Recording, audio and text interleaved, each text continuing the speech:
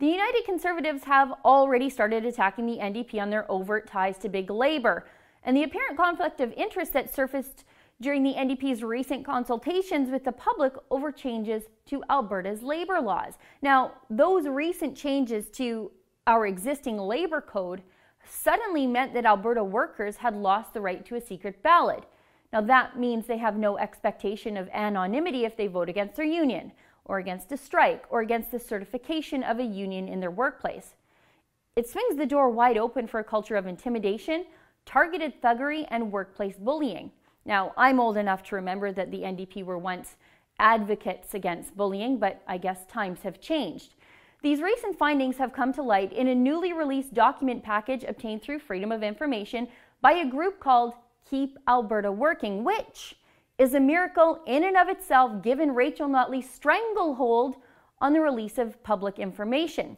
The documents show that the entire consultation process was fake, a complete and total masquerade of democracy, and the fix was in from the very beginning. The public only had 36 days to comment on the labour laws and the changes the NDP were proposing. But at least a year in advance of the ability for the rest of us, taxpayers and business owners, to have their opinion known about the changes to the labour code, the NDP were already meeting with big union bosses. And those meetings lasted for several months.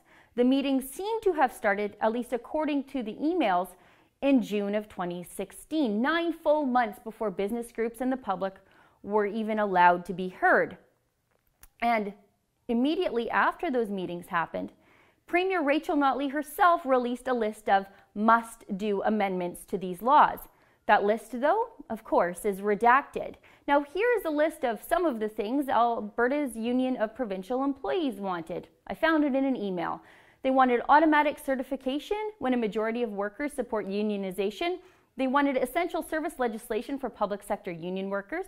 They wanted a requirement for dues to be submitted and then remitted by the employer automatically. And they wanted the unions to get to have ongoing discussions directly with the government about strengthening remedies for what the labor unions call unfair labor practices. Well, guess what? Our premier gave them exactly what they wanted in the changes to our labor code. Now, Labor Minister Christina Gray, she assured the CBC that the changes to the law were not written before proper consultation with everyone. But now we can see the fix was in from the very beginning, and it comes right out of the labor unions and our very own Premier's office. I'll post all the documents obtained by Keep Alberta Working so you can see them for yourself. But if this sort of sham consultation process from the NDP sounds a little too familiar, that's because it is. It is exactly what happened with Bill 6, the NDP's farm labor law that put union rules on your family farm. The consultations for that law started almost immediately after the NDP took power, but not with farmers. Oh no, it took place with the NDP's pals in the Alberta Federation of Labour. Farmers only got their chance to be heard by the government after the bill was passed. Anytime you hear the words consultation out of an NDPer's mouth, replace it with the words lip service, because that's exactly what they mean. For the Rebel.media, I'm Sheila Gunn-Reid.